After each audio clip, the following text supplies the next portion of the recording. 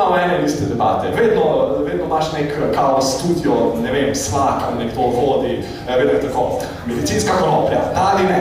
Z menoj studiu so se nam pridružili predstavnik politike, ki nabira točke za naslednje parlamentarne volitve, predstavnik medicinske stroke, ki ga sofinancira farmacevtska industrija, in še predstavnica srednjega veka, Angelca Likovič.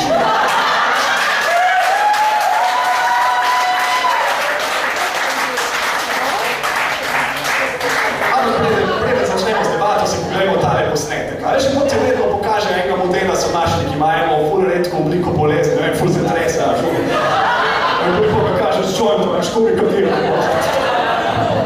In edino joint ga pozdrava, veš. Jaz vedno gledam tako in meni model nikoli ne zgleda, kot da se ti zdravil že preventivno. Jaz sem vedno tako, fuck, kjero na ključe, to bolezen je faso za detek. Zdravljenje očitno ne gre proti njegovim načelom. Niko, da bi enega vegana pozdravil, samo je tak debel v šnico, veš.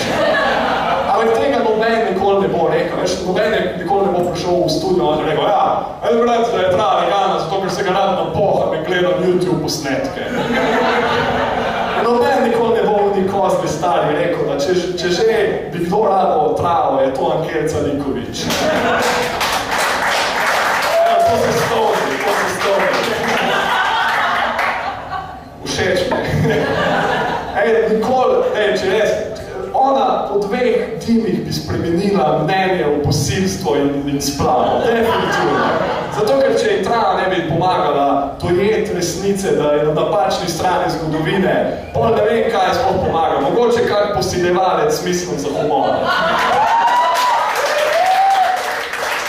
A si predstavljate to?